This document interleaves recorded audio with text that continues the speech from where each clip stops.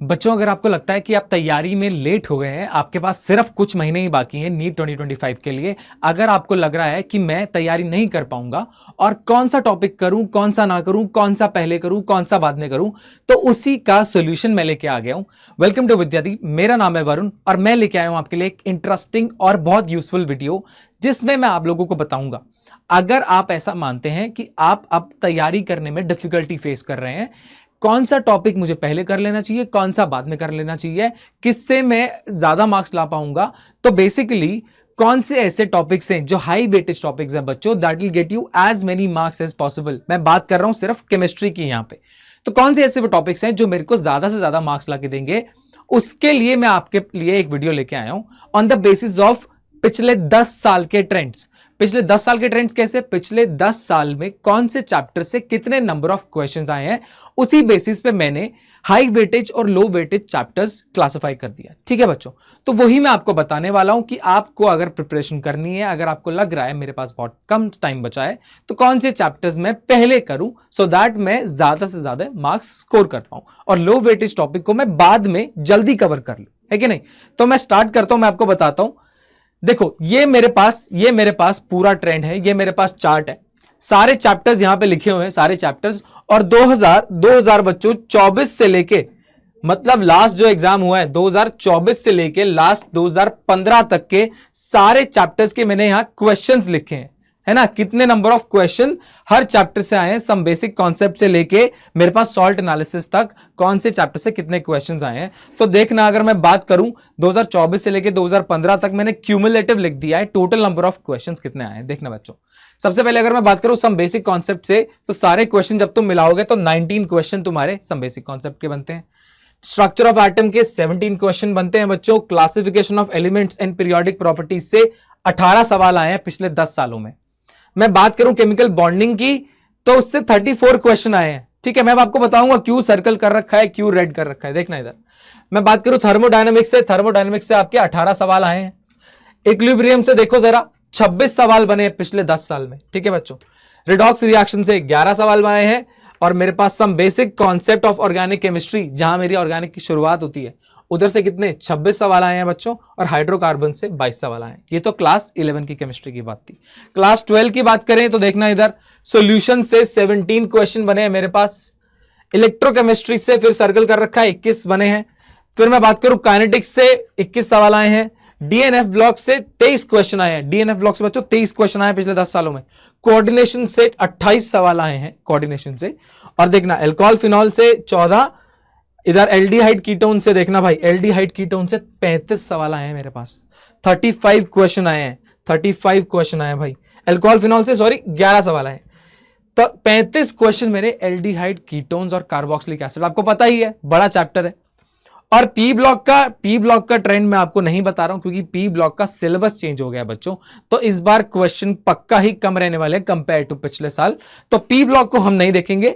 और हमारा क्योंकि ये सॉल्ट एनालिसिस भी अभी ऐड हुआ है, तो उससे 2 सवाल आए, तो अपन बाकी चैप्टर्स को कंसिडर करते हुए चलते हैं। ठीक है, बाकी चैप्टर्स में कैसा रहेगा देखना। मैंने जिनको सर्कल करा है वो बेसिकली वो वाले चैप्टर्स हैं जिसमें 20 से ज्यादा सवाल बन रहे हैं। 20 से ज्यादा सवाल बन रहे हैं अपना 34, 26, 26, 22, 21, 21, 23, 28, 35, ऐसे मेरे पास बच्चों 9 चैप्टर्स हैं। इधर देखो, chemical bonding, equilibrium, some basic concept, hydrocarbon, electrokinetics, D and F block, coordination और एल्डिहाइड कीटोन।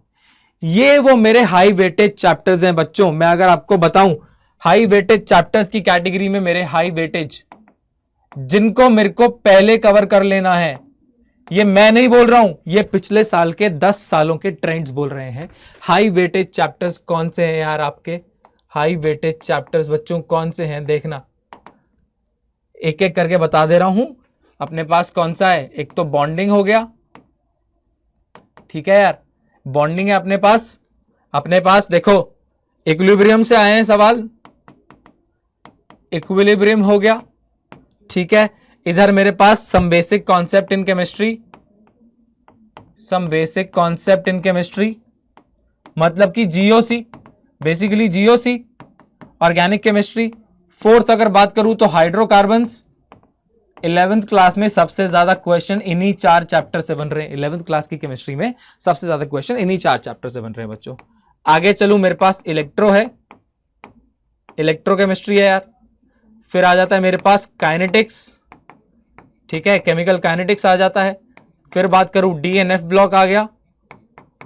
अगला क्या है मेरे पास, कोऑर्डिनेशन।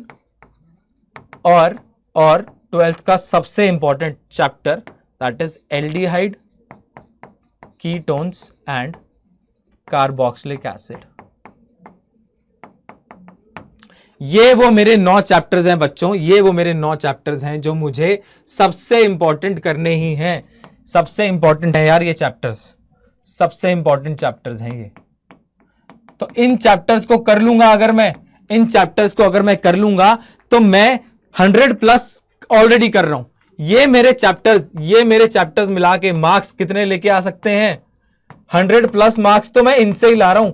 अगर आप चैप्टर काउंट करो टोटल तो आपके पास देखो भाई 9 और यहां पे 1 2 3 4 5 6 7 8 9 10 11 12, ठीक है।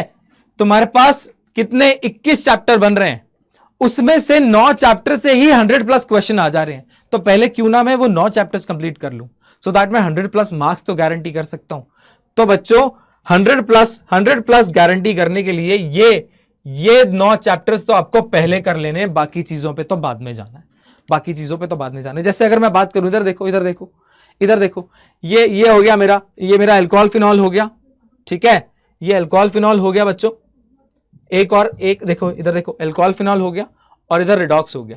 ये लो वेटेज चैप्टर्स में आ रहे हैं। रिडॉक्स मेरा लो वेटेज में आता है यार, रिडॉक्स, ठीक है। और मैं अगर उसकी भी बात करूं सॉल्ट एनालिसिस, उससे भी उतने सवाल नहीं बनने वाले। सॉल्ट एनालिसिस और अल्कोहल फिनॉल ईथर,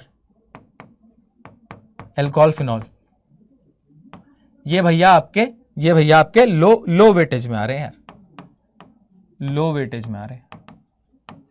तो पहले किसको करूंगा पूरा, पहले इन चैप्टर्स को पूरा करूंगा, फिर इन पे आऊंगा मैं बाद में, ठीक है बच्चों। तो अगर आपको लग रहा है कि मैं तैयारी कैसे करूं, how should I go about it, है ना, कौन से चैप्टर्स पहले करूं, कौन से बच्चों बाद में करूं, तो आपको इस तरीके से ये 9 चैप्टर्स पहले कर लेने, बाकी अपन धीरे धीरे तैयारी करते रहेंगे। तो मैं तो ये तरीका आपको रेकमेंड करूंगा कि पहले हाई वेटेज चैप्टर्स कंप्लीट कर लो। आई होप ये वीडियो आपके काम आएगी, आई होप ये आपको यूजफुल लगेगी। अगर आपको ये चैनल से बहुत सारी अच्छी इंफॉर्मेशन मिलती रहती है तो प्लीज इस चैनल को सब्सक्राइब कर देना, वीडियो को लाइक कर देना और शेयर भी कर देना, और मैं ऐसी वीडियोस आपके लिए लेके आता रहूंगा। तो थैंक यू सो मच।